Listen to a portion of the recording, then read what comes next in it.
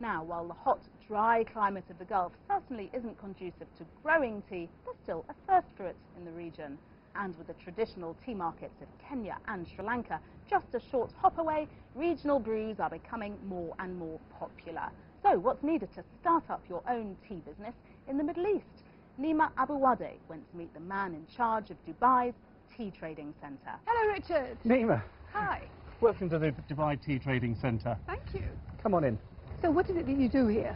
We provide office space and we can give trade licenses to merchants who want to establish their businesses here and use this as a hub and as a centre. But it's not only that. If you could come to me and said, I want Tea Nima as a brand, we would then introduce you to how to make the right teas, put the blends together, and then we can pack it into tea bags.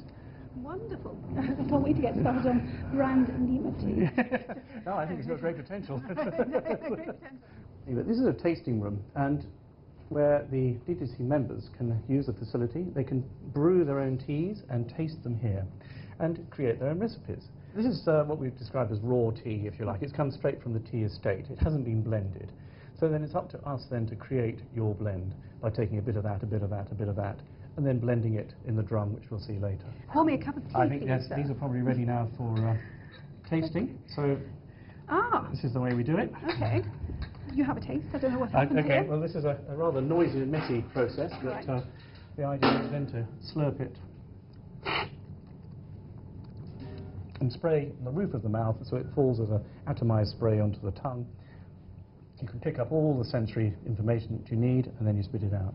So if you were to create a brand for this region, would that be very different to a brand for elsewhere? Absolutely. The regional teas, I would say, are generally Assams and Kenyans and Sri Lankans, and often it's a combination of those three. They generally are good drunk without milk, because in this region that's what people prefer. They're quite light. They don't need to be brewed for very long to give a good fresh cup of tea. So, Richard, can you please create my brand? Certainly, Nima.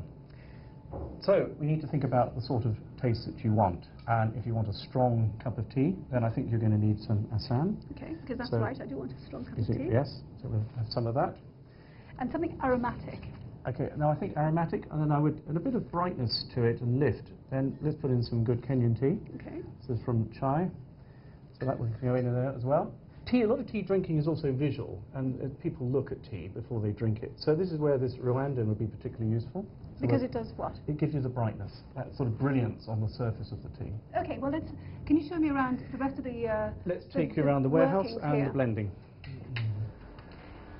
So, Nima, this is the warehouse, and this is where we store all the raw tea. Having created a recipe, we can then pick the individual teas that we need to make your blend. right. So let's go and do that. And while you're doing that, can you tell me now, how big is this warehouse? The capacity is about 5,000 tonnes, and last year we stored over 8,500 tonnes. But to put that into context, it's the equivalent of the entire Saudi annual consumption. It's an awful lot of tea. So which nation is the tea-drinking nation in the region? There's no doubt. I think Egypt drinks by far the most amount of tea within the Middle Per East. capita, I mean, Egypt So is the most per populous nation. Yeah, per capita, I would think Iraq, actually, believe it or not. Okay. Yeah. So now that we've got the ingredients for the blend, what do we do?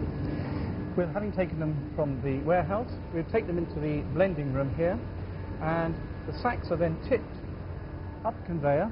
They're cleaned to ensure there's no foreign particles, and then they go into this very large circular stainless steel blending drum. We do a lot of blending here for UK branded packers.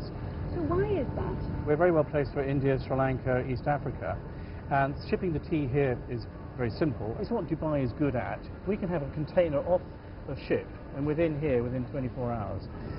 After blending, we would then take your blended tea and we'd go and put it into a tea bag. Fantastic.